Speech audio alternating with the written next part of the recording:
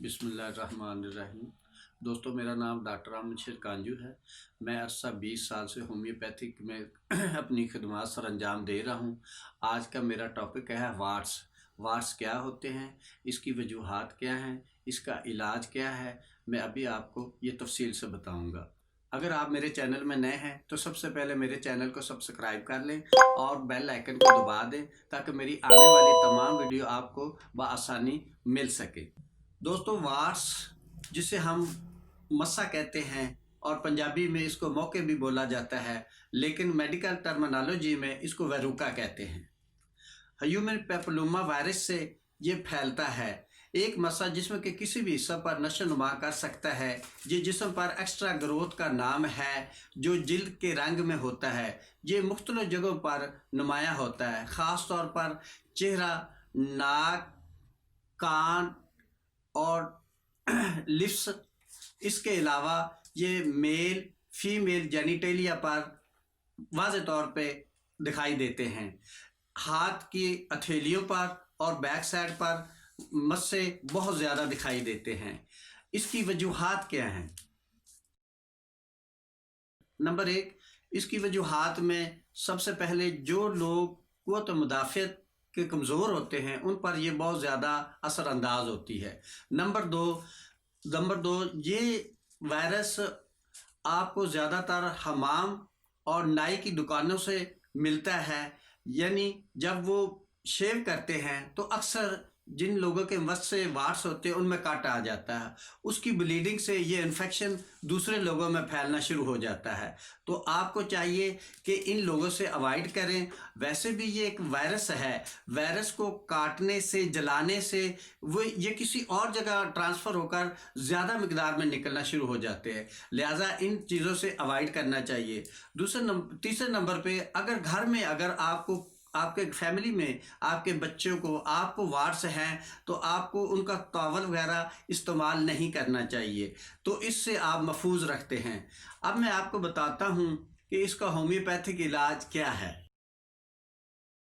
दोस्तों, होम्योपैथिक तरीका इलाज में वार्स का बहुत ही आला और शानदार इलाज है। सबसे पहले होम्योपैथी में वार्स के लिए जितने भी वार्स की अकसाम हैं, सबसे पहली दवाई नंबर 1 पे है मेडोरिनियम। आपने जो भी मेडिसिन देनी है सबसे पहले मेडोरिनियम 1 mg की एक खुराक देनी है। उसके बाद उसकी अलामात के मुताबिक जो होम्योपैथी का फ़लसफ़ा है, जो भी मरीज़ की अलामात के मुशाबिह दवा होती है वो देनी चाहिए। तो इसमें सबसे ज़्यादा जो इस्तेमाल होने वाली दवा है वो है थूजा। थूजा के जो मस्से होते हैं वे तकरीबन तमाम किस्म के मस्सों पर ये काम करती है और ये गोभी के फूल की मानद होते हैं। बिल्कुल नरम और मुलायम किस्म के मस्से होते हैं। तो आप इसको कोशिश करें कि 30 पोटेंसी में सुबह दोपहर शाम शुरू करें और कम से कम 15 दिन रेगुलर दें।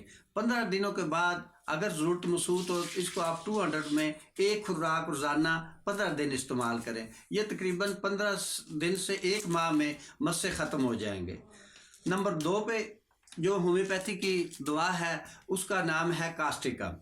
कास्टिकम दोस्तों एक ऐसे मस्सों के लिए काम करती है जो चेहरे पर नुकीले और खुरदरे से होते हैं, लटके हुए होते हैं। उसके लिए ये थूजा के बिल्कुल मुशाबिह है, बल्कि थूजा से बहुत ज़्यादा अच्छा काम करती है। इस कास्टिकम को आप 200 में एक हफ्ता सुबह और शाम 5-5 ड्राप देने हैं। चंद दिनों के बाद इसको एक दफ़ा रोज़ाना देना शुरू कर दें। कम से कम 1 माह इस दवाई को रेगुलर जारी रखें, इंशाल्लाह मस्से ख़त्म हो जाएंगे। नंबर 3 पे दवाई है डलका मारा। डलका मारा तकरीबन तमाम मस्सों के लिए इस्तेमाल होती है, लेकिन ज़्यादातर ये जो पाँव के तलवे के नीचे होते हैं मस्सों, उनके लिए ये बहुत शानदार काम करती है। इसको भी आप 30 पोटेंसी में सुबह दोपहर शाम इस्तेमाल करते रहें।